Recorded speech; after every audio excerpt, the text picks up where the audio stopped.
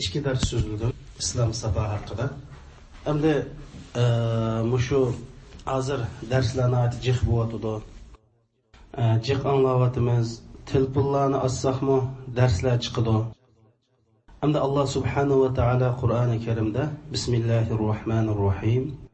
وَلَوْ أَنَّهُمْ فَعَلُوا مَا يُوعَظُونَ بِهِ لَكَانَ خَيْرًا لَهُمْ.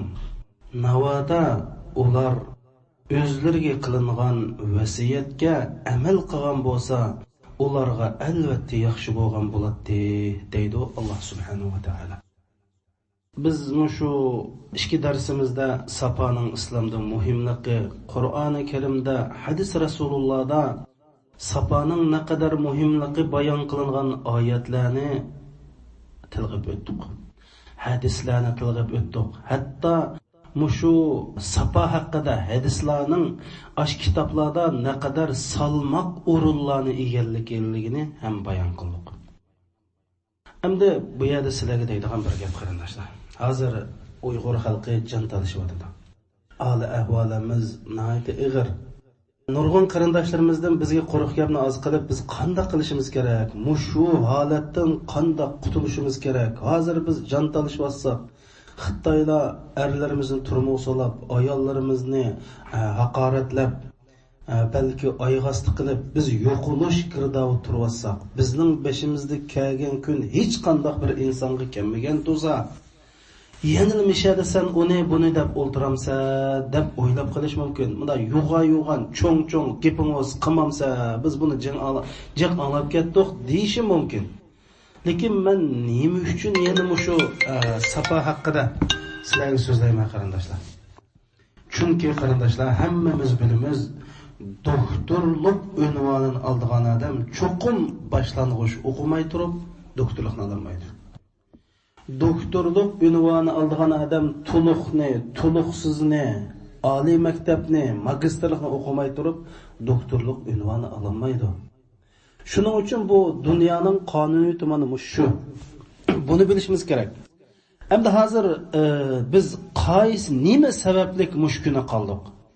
Bizning mushundaq tarixda ko'rilib boqmagan, mushundaq ichinishlik bir holat qilishimizga sabab bo'lgan narsa nima? Buni bilishimiz kerak. Bizdagi kasalning asli manbasi nima? Biz qanday qilib mushkuna qoldik? Chunki kasalimizni diagnoz qo'ymay turib va o'zimizda kasal borligini e'tirof qilmay turib, bu kasalni saqayt qilolmaydi. U biz talvalarcha sepnovchiliklar sakrab chiqib qilgan zaman tugdi qarindoshlar.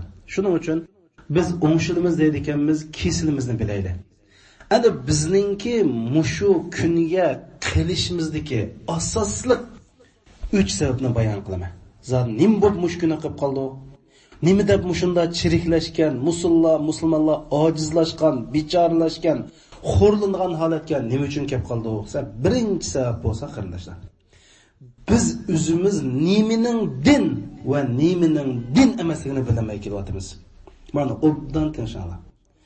Biz islom diniga e'tiqod qilamiz deydi. 99% musulmonlar o'zining dinini tushunmaydi. Şundan özünün qilvatgan ishining qaysi din emas, mushni bilmay kelyapti. Men gapimga ega, mana obdan o'tirib anaman. Bo'z daftarlarini bo'lsa, yozinglar. Bizning mushkuni qilishimizdagi muhim sabablarning biri nimining din emasligini bilmay kelyapmiz. Ikkinchi sabab bo'lsa, dinda biz haqiqiy dindan bo'lgan masalalarni bilmaganlikdan din emas narsalarni dinimizga kirib olish. Ya'ni buni arabchada bid'at deb qo'ydi. Biz hali dinimizni yaxshi tushunmaganlikdan qanday bo'ldi desa, bundan kelib chiqqan birinchi natija din nimining bizning haqdan ekanligi ve niminin din emasligini uqanmaganlikdan kelib chiqqan natija din bo'lmagan, dinimiz Qur'on hadisda bayon qilinmagan mushundaq ishlarni dinimizga kirib olish. Uchinchisi bo'lsa, dinimizning amal qilishga tegishli muhim nuqtalarga amal qilmoqlik. O'zimizga kelgan, jamiyatimizda boshqalar qilayotgan, yana dadimizdan, onamizdan o'rgangan qatorliq ma'lum bir qismiga amal qilamiz, ammo eng muhim, eng yadroliq dinning muhim yerlarga amal qilmaganlikdan biz mushkuni qoldik. Mush uch sabab qarindoshlar. Ya'ni birinchisi, takrorlayman. Birinchisi dinimizni yaxshi tushunmay, dinimizning qaysi dinimizdan emaslik. Buningdan dinimizga bo'lgan tushuncha tövellab ketib qolgan, onandaki bu dinmidu, dindan emasmidu deb bir gumon paydo bo'lib qolgan. Shuning bilan buningdan bid'atchilik paydo bo'lgan. Ondan keyin dinning haqiqiy javhir bo'lgan muhim yerlarga amal qilmaslikdan biz mushkuni qoldik. Buning sababi mushu. Endi bizningki mushu sabablar orqali musulmonlar dunyoda har xil sohada, ilm-fan sohasida, ma'arif sohasida, harbiy sohada, iqtisod sohalarida orqada qilish kelib chiqdi. Va jumladan biz davatgan mush safoda orqada qilishimdi. Amaliyotda biz Qur'on, hadislarni aqtirdigan bo'lsak, mushu insonlar bilan kishilik turmushda qanday muomala qilamiz?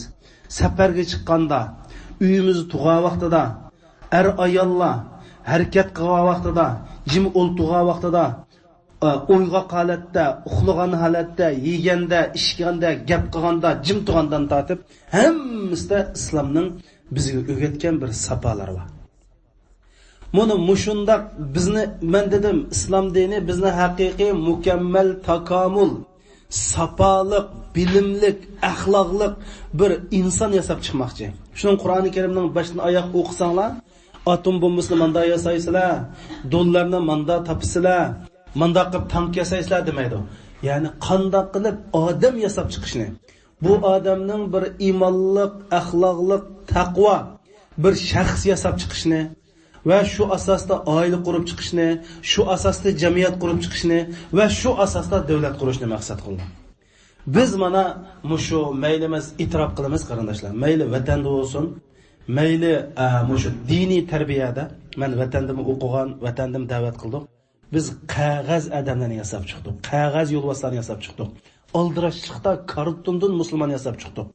Şuna hemmisining tigi yo'q, qarisi yo'lvos ko'rindi, amaliyoti yo'lvos emas, ja. Mush narsalarni yasab chiqqanlikdan bizning dinimizda nurg'un ziyonlar kelib chiqdi. Shuning uchun endi biz mush safa degan gapimiz mush odamni odam qildigan, ya'ni Uyg'urchada ey mening odamiylik, nimada odamiylik yo'q nima deb qo'yamiz. Hey mavtaq odam bo'libdi deymiz. Biz davatgan safa dal mana mush odamni odam qildigan, odamda odamiylikni yetishtirdigan, odamda axloqni va cho'ng ishlarni, mas'uliyatni ustiga olish uchun oldi bilan yetilgan safoliq. Biz safa degan joyda hamma sohada bor qarindoshlar. Safa bo'lmaydi ekan, mujohidmi ikki qiz gap bilan suqisha oladi ekan. Safa bo'lmaydi ekan, ikki oxunim suqisha oladi ekan. Safa bo'lmaydi ekan, la ilaha illalloh Muhammadur Rasululloh degan ikki hamshir bir yakib o'ltirolmaydi ekan.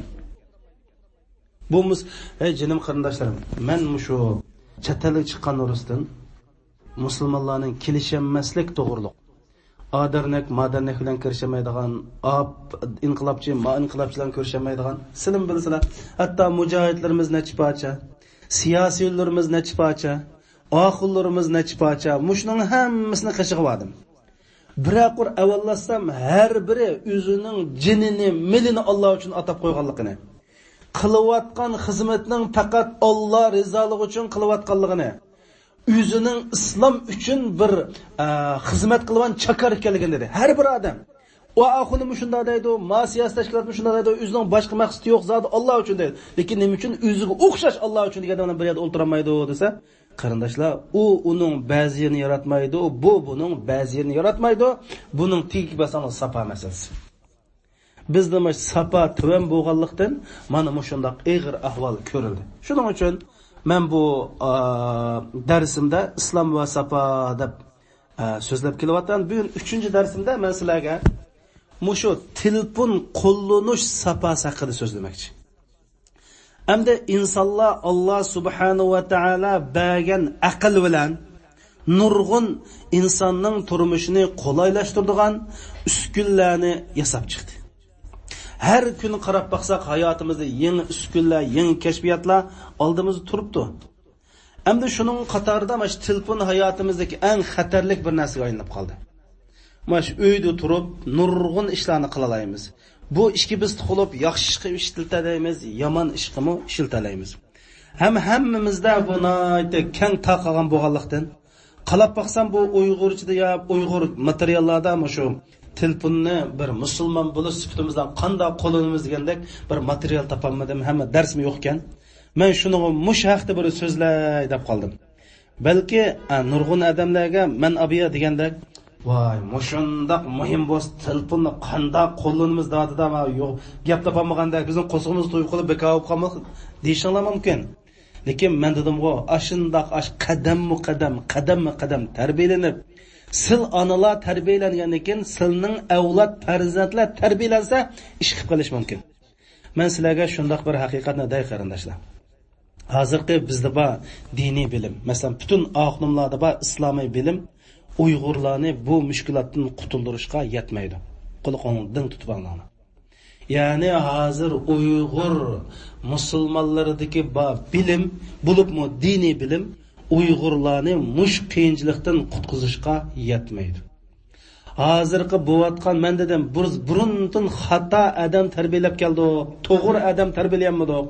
Adam tarbiyalangankin biz mayli diniy inqilob qilaylik, mayli siyosiy inqilob qilaylik, mayli bir vatanni qutqizish yo'lida harakat yapiraylik, hammasi zavolli qarab mangdi. Qarsonlik taraqqiyot yo'q, ilgiliyash yo'q. Nima ish qilsa, eng muhim shu ishni qilgan odam omil bak muhim. Pul tepiladi qarindoshlar. Harakat yapardigan zimin tepiladi.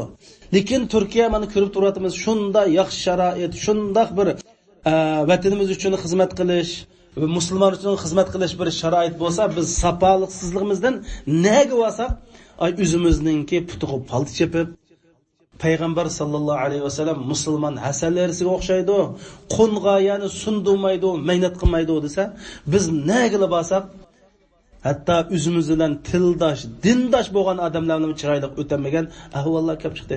Mushu safosizlik qolmay nima. Ama shuning uchun bugun men qarindoshlarimga mana shu dinimizdagi telefon qo'llanish haqidagi safosini bayon qilib o'tmoqchi. Buning birinchisi bo'lsa qarindoshlar, biz telefonni olgan vaqtida yoki boshqalarga telefonni uchirib yo'llasak, chuqum assalomu alaykum deb yo'llashimiz kerak. Bu mu'minlarning jannatlik salimi.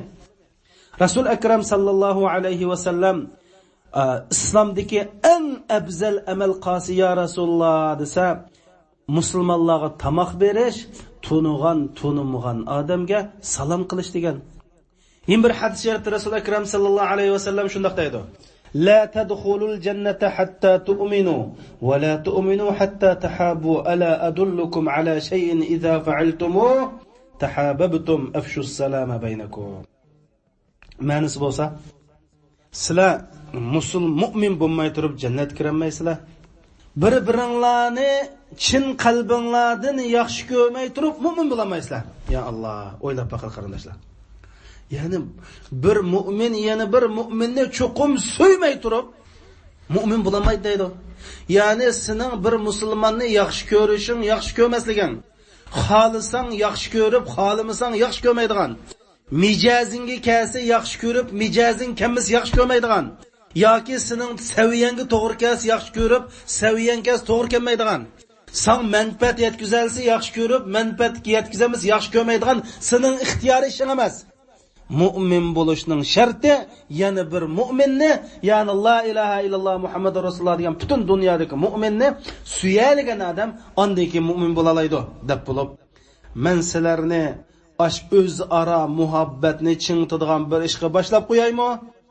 O'zaro salomni umumlashtiringlar deb Rasul akram sallallohu alayhi va sallam bizga mushunda ta'lim bergan. Shuning uchun biz boshqalarga cho'qim salom qilishimiz kerak. Salom bilan boshlashimiz kerak. Hamda telefon qildik. Telefon qavaqda qarindoshlar, bizda nadi bak uchraydi. Shu 3 qatim telefon chaldi, ammasa telefonni cho'qim etishimiz kerak, qayt urib avvar qilmasligimiz kerak. Chunki Alloh subhanahu va taolo buningga ta'limot var. Nima deydi?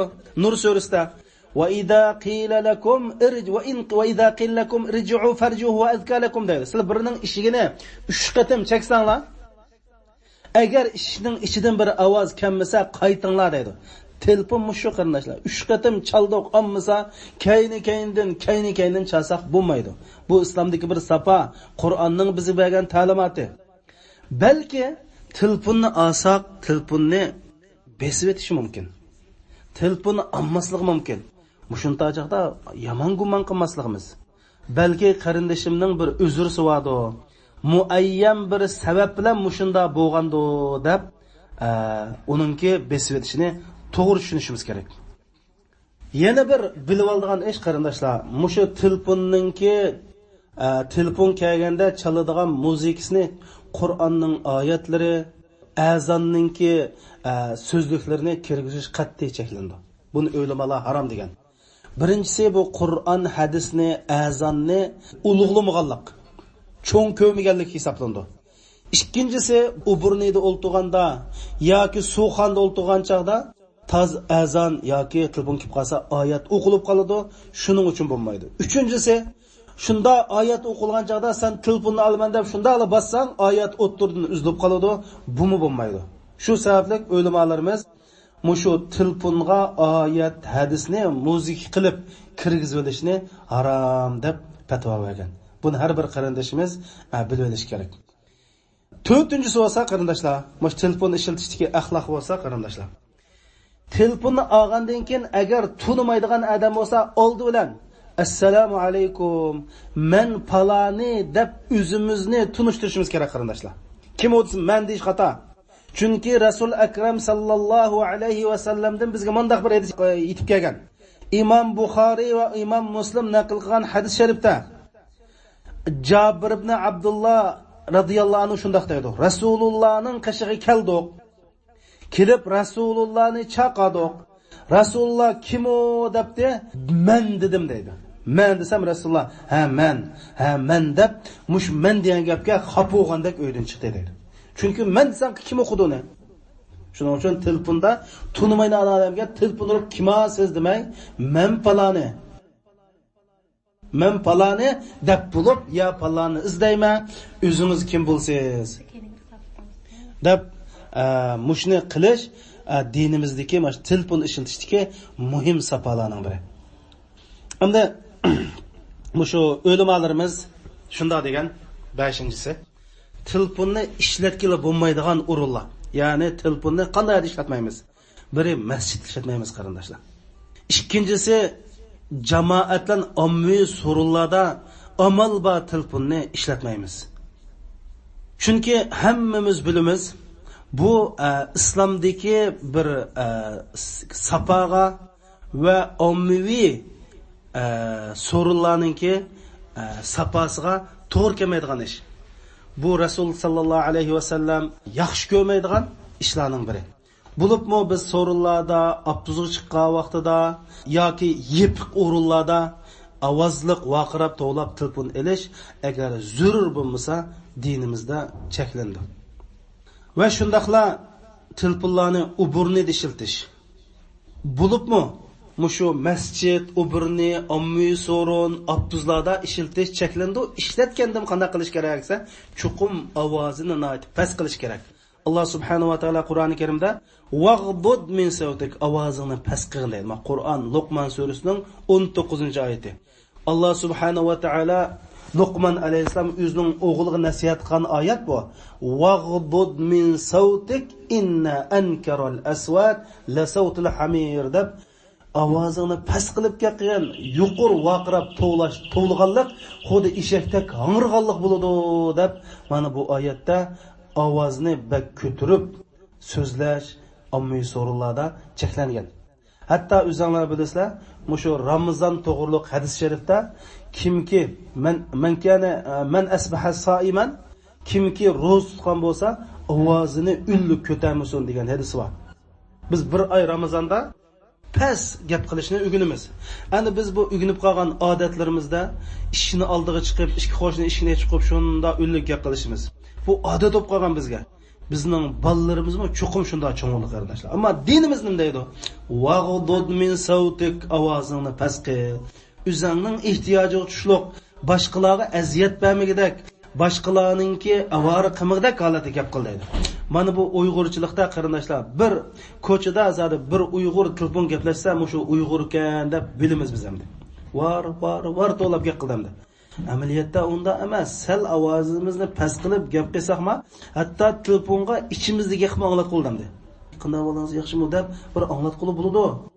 Ammo bizcho ash voy nada san voy deb o'ylab boqal qarindoshlar. Mushumi Alloh subhanahu va taolaning alohida Qur'ondagi bir ulug' kitobda waghdud min sautik, ovozingni past qil.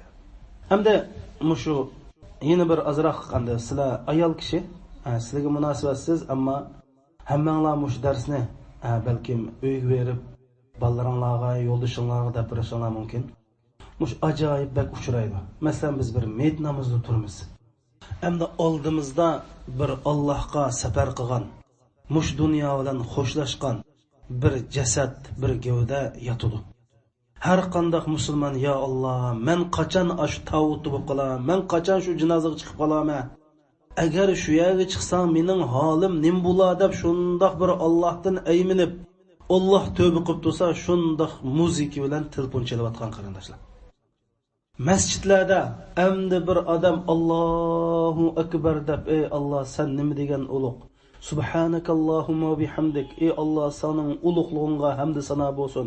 Va tabarakasmuk, ey Alloh, sening isming nima degan ulug'. Va jalla sanauk, sening maqtashning o'zi nima degan ulug'liq deb taz Allohni ulug'lab, odamning qalbi shundoq bir xushu xudolib irib shunda tursa, telefon chalayotgan. Hatto haramlarda qarindoshlarimiz ajoyib echinish chiqishamdi. Alloh subhanahu va taolaning Ka'basini aylanib turib, telefon bilan gap-gapda o'zini resim tortib aylangan insonlar bo'ladi. Hey, qani senda Allohga bo'lgan bir hayo. Sen u yerda nima ish qilyapsa, sen nemin tavob qilyapsa, u sening aylanib shakling Allohga hargizmi lozim emas. Alloh sendan qalbni talab qildi. Niyat ixlos degan boshqa narsa emas qarindoshlar. Butun qalbimiz, vujudimiz bilan Allohga berilish. Shuning uchun mushu ahvollarga qattiq diqqat qilishimiz kerak. Hamda ma'lum odamlar mushunda qibsas yo'q qana qilmas. Bizning mushu nimada vatanimizda mushunda bir ahvollar bo'lgan. Birasining telefon chep qolsa hammadan olib qarab, hatto haqoratlab vaqiraydigan ish bor. Buni to'g'ri emas. Biz amal baqin o'zimizdan ashundoq bir ish harakatning sodir bo'lib qolmaslikka tirishimiz. Ammo boshqalardan bo'lib qolsa, nochi chiroyliqcha axloq bilan tanbih bersak bo'ladi. Chunki hammamiz bilamiz, Rasulullohning masjidga kelib sevayotgan odamga Rasululloh qanday muomala qilgan. Sahobalar olib vaqirishib ketgan vaqtda, "Voy, unda qilmanglar, hatto uni sigil qo'ying, sevasin." deb, "Voy, bu tashish emas. Uni bir chilak suvni qo'yib, iqtivassanglar tugaydi emasmi?" Alloh subhanahu va taolo haqqosinglarni bunday xush bishorat qildigan ishlarni osonlashtirish qilgan avatga odamlar sizlar. Boshqalarni qo'rqitib, har qanday ishni murakkablashtirib, o tugmini tug qiladigan odamlar emassizlar deb Rasululloh sahobalarga mushundoq ta'lim bergan. Endi yana mushada bilib olgan bir gap. Mushu turklar bak bilmaydi mushni.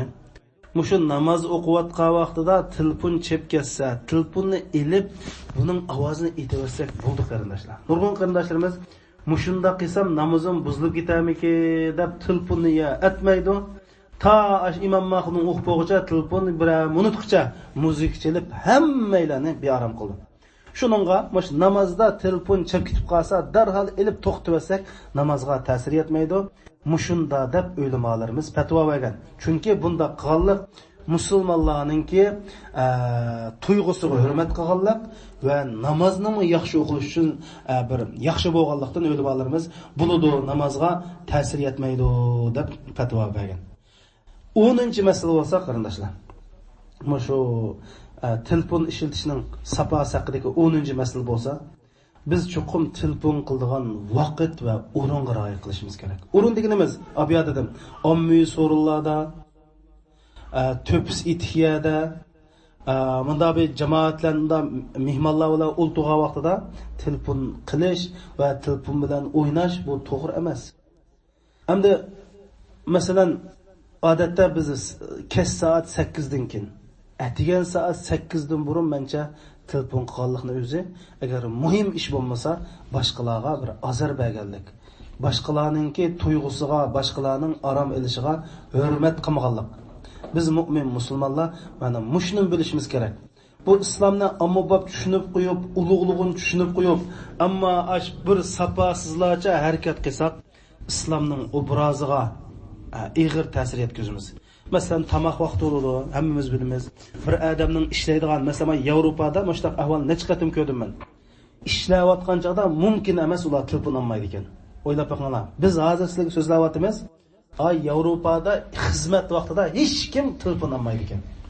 Bizchu hatto biz mushunda da'vat qilib tursak, Allohni deb tursak telefonlab so'zlashadigan, masjidlar telefonlab so'zlashadigan mush holati biz. Men Yevropada bir odam 8 soat xizmat qilish jarayonida xizmat munosabatsiz telefonlarni elishni cheklaydi ekan hukumat. Ham olmaydi ekan.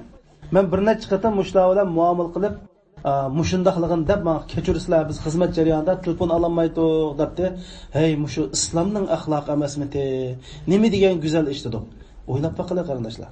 Shuning uchun mush boshqalarningki bunday ahvol qarab uxlayotgan, tamoq yeyotgan, xizmat qilayotgan, mushu vaqtlari to'g'ri kelgan chog'da to'ptira, muvofiq bir vaqtni tanlab telefon olishning o'zimi dinimizning safosiga aloqador ish.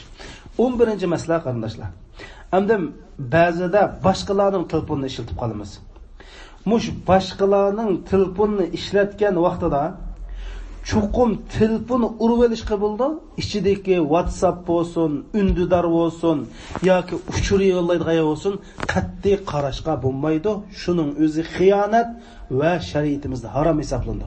Rasul akram sallallohu alayhi va sallam shunday deydi: "Man nazara fi kitabi akhihi bighayri iznihi fakannama yanzuru ila an-nar" deydi.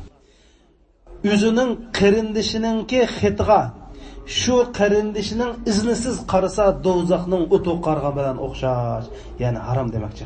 Ya'ni buningdan boshqalar kitob o'qib olsa, kitob qarash, boshqalar telefon o'ynab olsa, telefon qarash, boshqalar telefon berib tursa, telefon qilib uni ichidagi rasmga, uchurga, ichiga qarashni shariatimiz harom deydi. Shuning uchun buni ham diqqat qilishimiz kerak. Hamda yana bir bugungi darsimda alohida ta'kidlaydigan yana bir gap bor qarindoshlar. Hozir biz uchur davrida yashayapmiz. Telefonlarimizdan nurg'un uchurlar keladi. Ba'zanlarimiz shu uchurning nima deganligini o'qib baxmay boshqaga yo'llaymiz. Bu islom dinida nihoyat xatarlik bir masala. Shuning uchun bugundan boshlab mush darsni anglagan qarindoshlar o'zinglar amal qilinglar va boshqalarga yetkazinglar. Kelgan uchurni o'qimay turib, bu uchurning dinimizga foyda yoki ziyon ekanligini bilmay turib, agar diniy uchurlar bo'lsa, zodi dindan emasmi? Bid'atmi, xatomi, to'g'rimi? Mushuni bilmay turib, boshqalarga yo'llab qo'yish ajoyib bir cho'ng gunoh hisoblanadi. Chunki bunda qonlik xato boshqalarga xatoni taqatqanlik. Oldi bilan Alloh subhanahu va taolo shunday deydi: "Iz talaqqawnahu bi alsinatikum va taquluna bi afwahikum ma laysa lakum bihi ilm va tahsabunahu hayyina wa huwa 'inda Allohi 'azim." Sizlar shunday bir gap kelsa, taraqqatlama shu. Xuddi bir narsani tutib olgandek qilib olsizlar. Va shun og'zingizga tegmay digiltigisizlar. Mohiyatda o'zingizning shu davatgan gap boshqa yo'llarga yo'llayotgan uchur nima ekanligini bilmaysizlar. Sizlar buni oddiy-g'o, menda yo'llab qo'ysam nim bo'ldi-g'o deysizlar. Vaholanki sizning u qilayotgan ishinglar Allohning dargohida ajoyib ulug' ish. Ya'ni sizlar bunda oddiy sanamanglar bu ishlarni. Deb bo'lib, ya ayyuhallazina amanu in ja'akum fasiqun binaba'in fatabayyanu an tusibu qauman bijahalatin fatusbihu ala ma fa'altum nadimin. Ey mu'minlar, sizlarga bir xabar kelibdi deydi. Ya'ni bir odam sizlarga bir xabarni ko'tarib kelibdi. Telefon orqali yo'llabdi. Yoki o'ltirib, "Voy qaradash, ukan, bukan" deb ma'lumotga bir uchur kelsa, shu uchurining rost yolg'onligini aniqlamay turib qat'iy birsiga, ya'ni fatabayyan chuqum aniqlanlar deydi. Ma fatabayyanu degan gap aniqlanglar degan gap buyruq qarindoshlar. Ya'ni vojib. Ma oyatda ulamolar mush oyat tafsir qilib bir xabar kelsa quliqqa yoki bir yerdan bir xabar o'qisa yoki telefondan bir uchur kelsa shuni aniq rost yolg'onligini to'g'ri xatoligini aniqlamay turib buni taqib etsa shu odam fosiq degan qarindoshlar. Chunki fatabayyanu fatasabbatu buning isbotlanglar rost yolg'onligini to'g'ri xatoligini aniqlanglar deb bizga musulmonlarga 1400 yil burun mushunda desa qarindoshlar sil biz qo'pib hozir ay quliqimizdan xuddi kommunaning uch qo'xshaydi rasmi kirdi yolg'onmi kirdi yo'lmi kirdi quliqmi kirdi shuni boshqalarga davomlasak uyqumiz kelmaydi. Hey Rasul akram sallallohu alayhi vasallam kafa bil mar'i isman an yuhaddisa bi kulli ma sama'a dedi.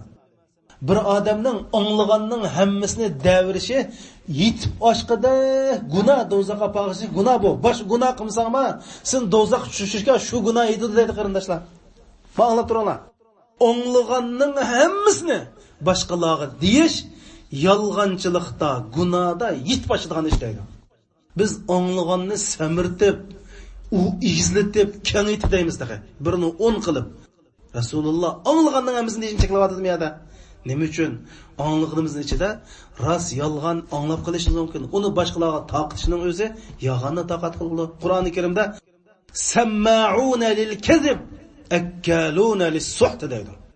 Yolg'onga quloq solib anglab bergan odam osh bojgirning tamoqini yana harom yegan bilan o'xshash. Seni qulqing harom yeydi degan bo'ldi. Shuning uchun qarindoshlar, mosh telefonga kelgan uchurlarni telefon kelgan bir har qanday bir ma'lumotlarni biri aniqlash, rasmiy yolg'onmi? Ikkinchisi to'g'rimi, xatomi? Uchinchisi mush ish musulmonlarga foydalimi, ziyanmi? To'rtinchisi mush qilayotgan gap islomni sha'nini ko'targan narsami yo islomni xunaqlashtiradigan? Masalan, ondaq ro'z tutinglar, mondaq qilinglar, ondaq qilinglarsa to'g'ri gap demang qarindoshlar. Ba'zidan bidatni deydi. Islom Rasululloh buyurmagan, Qur'oni Karim demagan gapni diniy tushirib, diniy chapan kaydirib, voy ondaq qilinglar, mondaq qilsa, voy din kan o'tab taqib qo'yamiz. Undaq qilsak to'g'ri emas qarindoshlar. Hamda mushu nihoyat bir qo'rqinchli bir hadis bor. Rasul akram sallallohu alayhi va sallam mushu mi'rojga chiqqan vaqtida, ya'ni Arshaloga chiqqan vaqtida mundaq bir ahvolni ko'rgan. Bir odamni o'ngda yotqizgan. Shuni o'ngda yotqizib, bir farishtaning qulda go'shni esib qo'ydigan, tumur qamoq turgan. Kelib, heliq odamning og'zidan yitib quliq qapirib qo'ygan deydi. Va shu bunini yitib, mushu gadni gapirib qo'ygan deydi. Ko'zini yitib, gadni gapirib qo'ygan deydi. Shuning bilan ma tarafini qilay desa, ma tarafi asli kelib qolgan deydi. O'ng taraf, bir tarafini ko'zini, og'zini, bunini mushunaq tumur bilan mushunaq yitib bir farishtalar qilsa, yin bir tarafini qilib qo'yguncha ma tarafi asli kelib qolgan. Rasululloh taajjublanib Jibril alayhisalomdan, "Hey Jibril, bu nima gap?" desa, bu odam bir yolg'onchi bo'lib, yolg'onchilikni hammaga taqtatgan yolg'onchi ma bu. Ya'ni men bir yolg'onchilik qilsam, bir ikki odam anglash bilan bu yolg'onchiligimni nurg'un odamning anglab ketishining farqi shu qarindoshlar. Buni bu yolg'on etdi, yolg'ini upuqlarini to'shqizib etdi deydi. Men xud uchoqda qanday to'shqizaki o'ylab qo'ygan. Rasulullohning davrida buni tushunishmek tez. Chunki internet yo'q, gazet yo'q, kitob yo'q, shunda davr deyilayotgan gap ma bu. Va bizga deyilayotgan gap ma bu. Bir to'rga etib etsak qarindoshlar, men sizlarga bir ustozim so'zlab bergan bir qissani so'zlab beray. Bizning ustozimning qishimizga bir bal keldi. U bal debdi, mening bir og'inam bo'lib, bu og'inam nachar rasmlarni, ashta bulmug'ur, mushtaq shahvoniy filmlarni yo'llaydigan bir to'r bekatga a'zo bo'ldi. Uning og'inisi deyotgan gapda, shuni a'zo bo'lib qo'yib, og'iylarga deb berdi-kanda, "O, bugun ondoq, mandoq" degan ekan, og'iylarim qiziq qoldi. "Voy, bizmi ashuni bir qisaq degan ekan, bo'ldi, sizlarga men yo'llab beray. Hammang email adresini beringlar" debdi. Ma'qul deb email adresini beribdi. Bu bala shu bilan 6 oylik ashtaqqa bir avtomatik tanshab qo'yibdi ekanda kompyuterni. Birinchi bala o'lib ketib qoldi. O'lgandan keyin shuni og'illari qo'qabdi. "Voy Alloh, o'ldiga ishvoq emasmi" deb tövbe qilishib tursa, o'lib ketgandan keyin shu baldan hali xat keldi ekan. Shuning bilan hammamiz qo'rqib yolli bu nima ish desa, o'lib ketgan bola kelgan xatni avtomatik og'illarga yo'llaydiganga tashlab qo'ygan kompyuterni. Şo'lan endi hozir oxirni qashiq nima deb kelibdi desa, o'lgan odamdan mushunda bizga xat kelyapti, biz bu qanday qilamiz? Mushunda to'xtamadiq deb. Men shu ustoz nima deydi endi? Tak pul to'lab qilibdi shuni. $500 pul to'lab 6 oy 5 yilgacha. 5 yilgacha shunday kelib turdiganlik. Shundan shirkat telefon qilsa, ash adam o'zi imzo qo'yimiz to'xtatmaymiz debdi. Ya'ni shu ishni qilib 6 oydan keyin o'lib ketibdi. 4,5 yilgacha hali seriq filmlar og'illarga kelib turibdi qarindoshlar. Mana bu ichinishlik, bu biz to'r, telefon, bu degan bilan ajoyib ichinishlik ahvollar bor. Shuning uchun mushundaq ahvollarga diqqat qilish, mushu yo'llagan narsalarga diqqat qilish.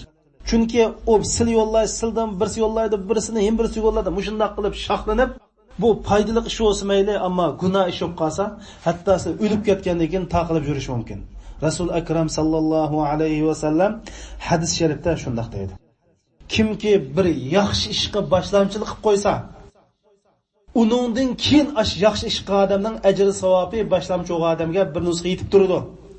Uning aksicha kimki yomon ishga boshlamchi bo'lib qo'ysa, shu yomon ishni keyin qilganlarga qilsa, shuning jazosi shuninga yozildi deb hammamiz bilamiz. Kimki odam o'ldirsa, qobilga bir nusxasi yozildi. Shuning uchun qarindoshlar, mushu telefonni bir narsa uni buni taqatqa vaqtida nayt diqqat qilib, zodi bu musulmonlarga foydali emasmi? Shariatga uyg'unmi, emasmi? Bu fitna emasmi? Haqiqatmi, to'g'rimi? Mushni farq etish ajoyib muhim va biz telefon ishiltishdiki, faqat kambasi bo'lmaydigan safalarning birisi. Buni hammamiz nayt bir diqqat qilsak. Yana bir sizlarga diqqat qilinglar degan yana bir ish bor. Bu ayollar. Telefonimizda kameralar bor. Endi bu ayollar ba'zida rasm tushib qolamiz. Ya boshqa yerda ayollarni rasm tortib qolamiz. Ya video kameralarga ep solamiz.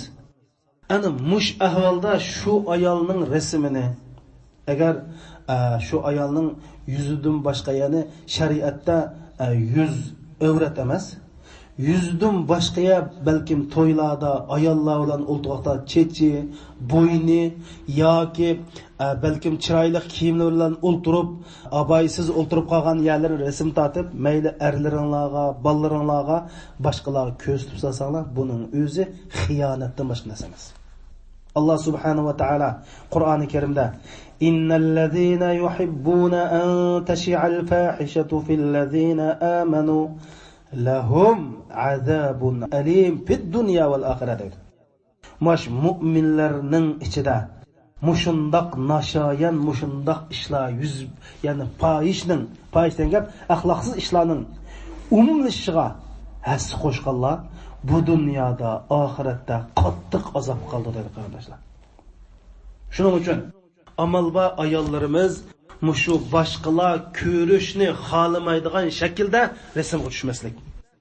Agar rasmga tortib qolsaqma, rasmga tortgan ayolga nisbatan bu omonat hisoblandi. U rasmning igisining iznisiz u rasmni boshqalarga ko'z tushib olsa, xiyonat bo'ladi va mush oyatdagi dunyo oxiratda azob qoladi degan bu yerga tushib qoldi qarindoshlar. Alloh subhanahu va taolo yana bir oyatda nima deydi?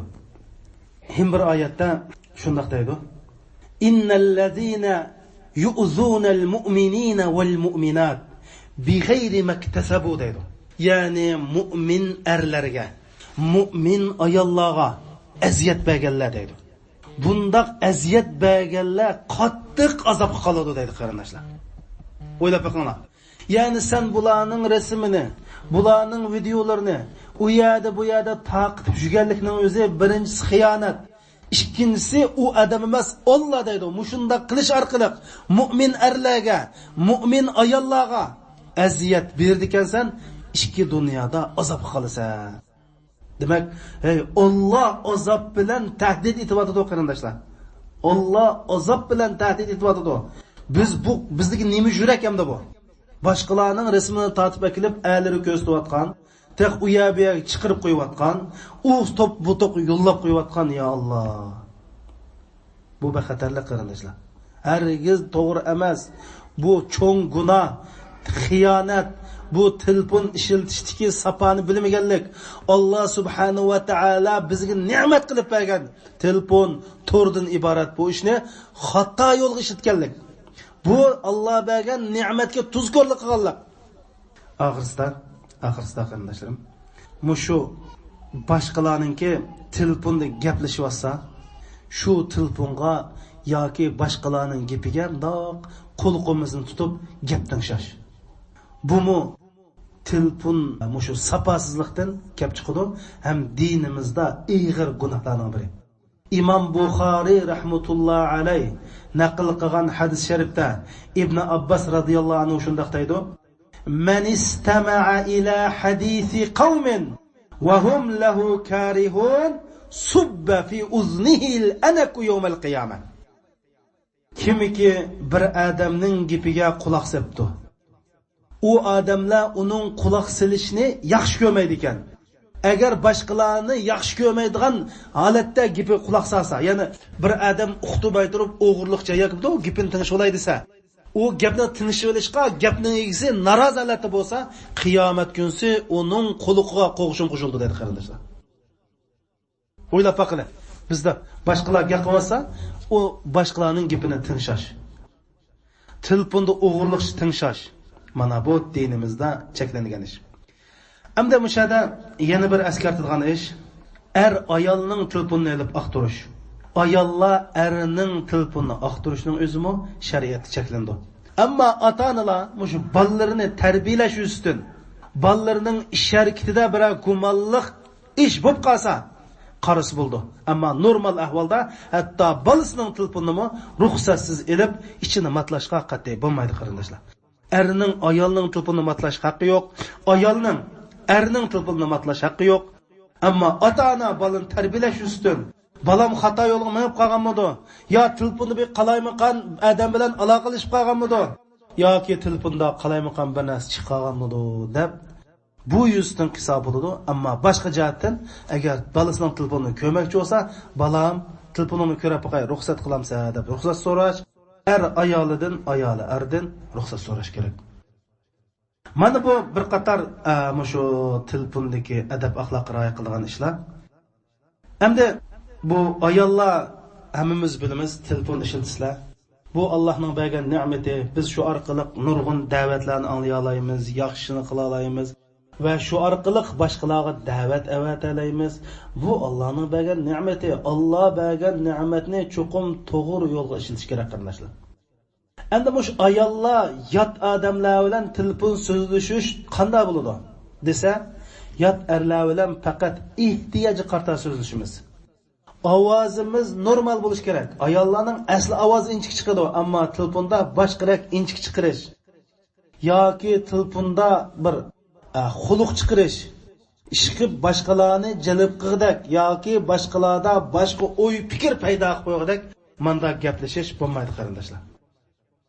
Hamda men beshimdan nurg'un davolarni so'radim qarindoshlar. Shu davolarning ichida 4 balaliq bo'lgan bir ayolningki o'z eri bilan mush sabablik ajrashgan ishga shohid bo'ldim. Ma telefon degan bu ish, bu ayol turda bilmas bir odam bilan ko'rishib qoldi. Dastlabda nati chiroyli assalomu alaykum va alaykum assalom, mashallah, lam yasha, lam yakun degandek chiroyli gaplar bo'ladi. Oxirsida bu gaplar uni deb, buni deb bu odam o'zining ayoldan qaqshab berib, bu ayol o'zining eridan qaqshab berib, arliqda anadagi voy set asli Alloh sizni menga yaratgan, men sizni yaratgan degandek gaplar bo'lib qilib, 12 yosh kirgan o'g'il buni ko'rib qilib, dadsiq deb qo'yib, 4 bola yetim bo'ldi qarindoshlar. Buning o'xshash hikoyali bakjaq. Shuning uchun bu telefon ishlatgan onalar, dadalar hammamiz Alloh subhanahu va taoladan qo'rqishimiz kerak. Rasul akram sallallohu alayhi va sallamning odamning yuragini titrtadigan bir hadis var qarindoshlar. Bu hadis shunday deydi.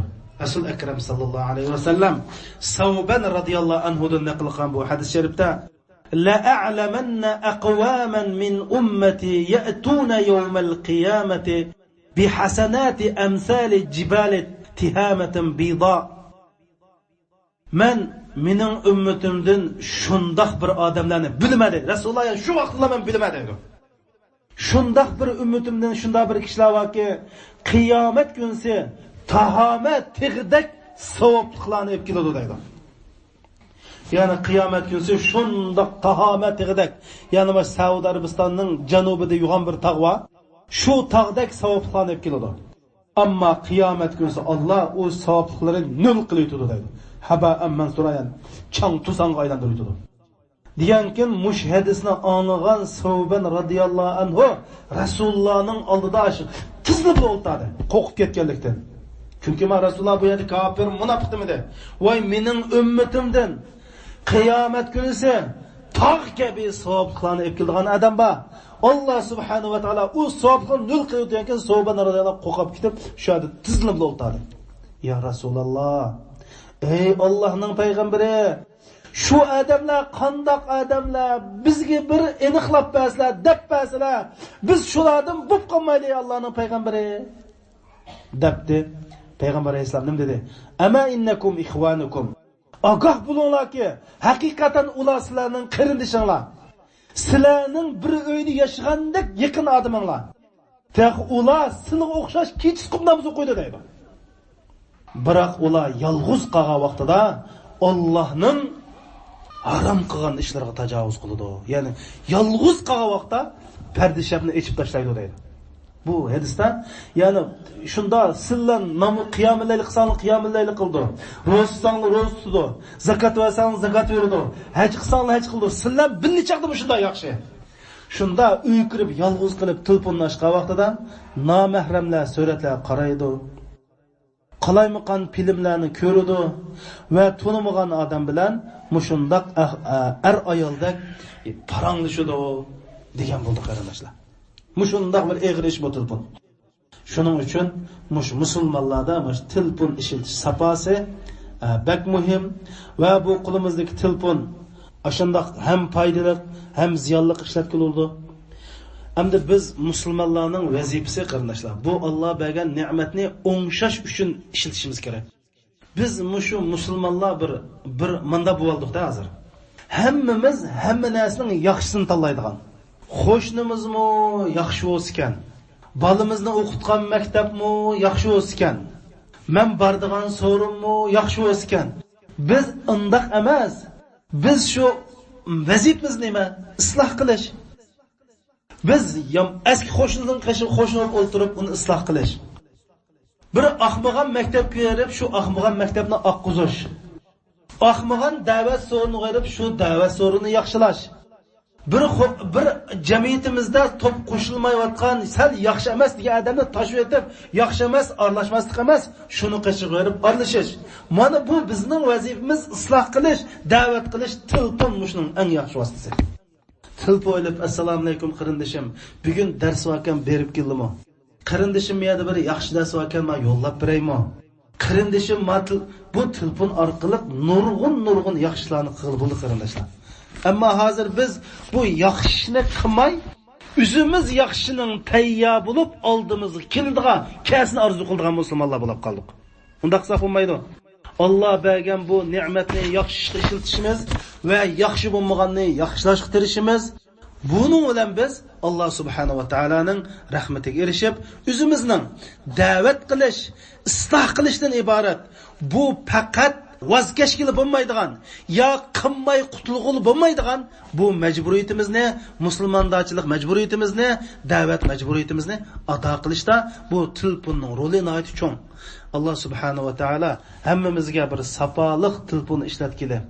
Mush telefondan iborat ne'matni oxiratda bizning foydamiz uchun bir hujjat bo'lishni va qiyomat kunsi bizning ziyonligimiz uchun hujjat bo'lmasligini Allohdan tilaymiz.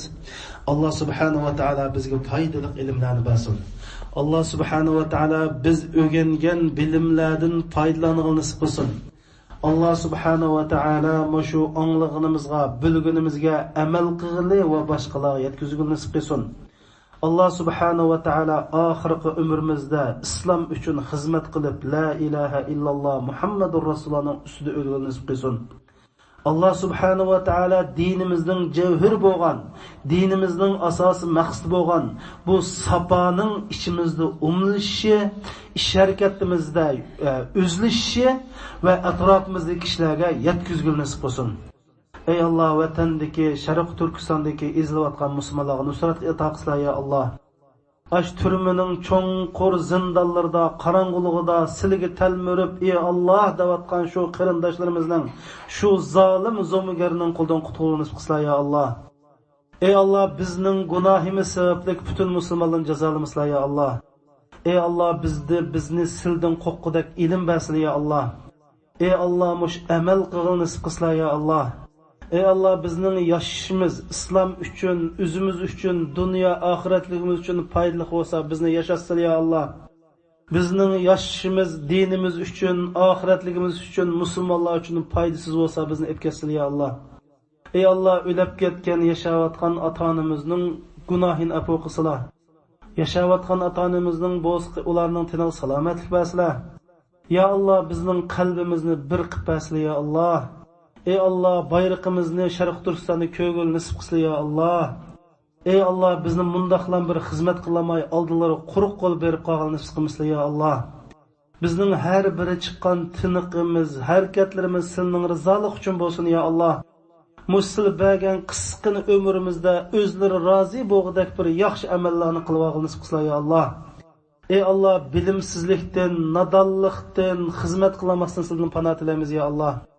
Ey Allah, sizning oldinlarga quruq qo'l berib qilishdan panoh tilaymiz ya Allah. Ey Allah, sizdan nusrat tilaymiz ya Allah. Ey Allah, sizdan boshqa yo'lanchimiz yo'q ya Allah. Ey Allah, sizdan boshqa boshpanohimiz yo'q ya Allah. Ey Allah, biz bu zolim kofirlarning oldida ojiz keldik ya Allah. O'z qudratini bir ko'rsatib qo'ysin ya Allah. Biz bu chet ellarda sarganda bo'lib qilib qolmayli ya Allah. Ey Allah, chet ellarda sarganda bo'lib qilib qolmayli ya Allah. Aş yurtlarımızga berip şu yerde bir tükep ketken nasip kılalı ya Allah. Ey Allah, bizgin bir devlet basili ya Allah. Ey Allah, ahirette imansız bu dünyada devletsiz koymasın ya Allah. Ey Allah, bizning Sharq Turkistonmi İslamning bir tuprug'i ya Allah. Aş Sharq Turkistondagi musulmonlar bir musulmonlardan bir qismi ya Allah. Bizgin bir nusrat ato qilib qo'ysin ya Allah. Ey Allah, bizni şu qarindoshlarimizni qutqizishga harakat qilishni qilsa ya Allah. Bilmegenni bildirsin ya Allah. Qılanmaganni qilishni nasib qilsin ya Allah. Ey Allah, bizga o'z fazllaridan ato qilsin ya Allah. Ey Allah, Musa alayhissalomga qandoq yordam qilgan bo'lsin, bizga shunday yordam qilsin ya Allah. Fir'avnni qandoq halok qilgan bo'lsa, zolim kofirlarni shunday halok qilsin ya Allah. Biz ojiz keldik ya Allah. Ey Allah, bizga kuch-quvvat ato qilsin ya Allah. Biz ojizligimizni shikoyat qilamiz ya Allah. Ey mehribon egam, bizga insof tavfiq ato qilsa ya Allah. Bizga uyul tashdak uyg'ul nisb qilsa ya Allah.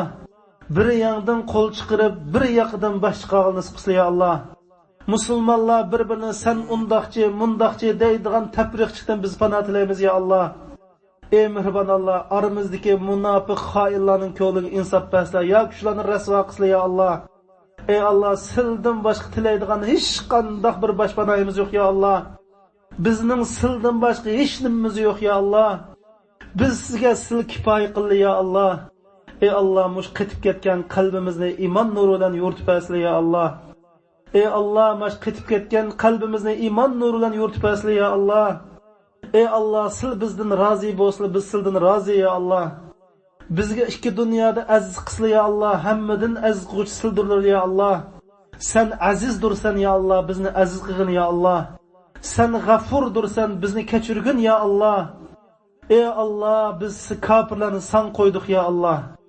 Ash qarindoshlarimizni ne kadar zulm ichida yashayotganini bir sen bilsan, bir qarindoshlarimiz bildi ya Allah. Biz bu tuproqlarda sarganda bo'lib, ular hechmish qipiramadik ya Allah. Bizning ojizligimizni kechirgin ya Allah. Bizning ojizligimizni kechirgin ya Allah. Mush duolarimizni bir anglab qo'ygin ya Allah. Sen Qur'oni Karimda "Men duo qilinglar, men ijobat qilaman" deding ya Allah. Biz duo qildik, ijobat qilish san qildi ya Allah. Ey Allah, bizni bir chin musulmonlardan bo'lishni nasib qilgin ya Allah. Bizni ismi musulmon, ish harakati musulmon emas kishilardan qilmagin ya Allah. Ey Allah, bizni islom uchun xizmat qilishni nasib qilgin ya Allah. ey Allah islom xizmatida o'lab ketgan nisib qilgin ya Allah. Mush yo'lda oxirgi tiniqimizgacha manqil nisib qilgin ya Allah. Ey Allah bizga haqni haq ko'rsatgin ya Allah. Shu haqqi agashgil nisib qilgin ya Allah. Bizga botilni botil ko'rsatgil nisib qilgin ya Allah. Shu botildan bizni jiroq qilgin ya Allah. Ey mehribon Allah, Muhammad alayhisalom so'rgan barliq yaxshilarni so'raymiz ya Allah. Muhammad alayhisalom panoh tilgan barliq yomonliklardan panoh tilaymiz ya Allah. Ya Rabbana lakal hamdu kama yanbaghi li jalali wajhika wa li azimi sultanik. Rabbana la nuhsi sana'an alayka kama athnayta anta ala nafsik. يا ربنا يا ربنا يا ربنا اغفر لنا وارحمنا أنت مولانا فانصرنا على القوم الكافرين فانصرنا على القوم الظالمين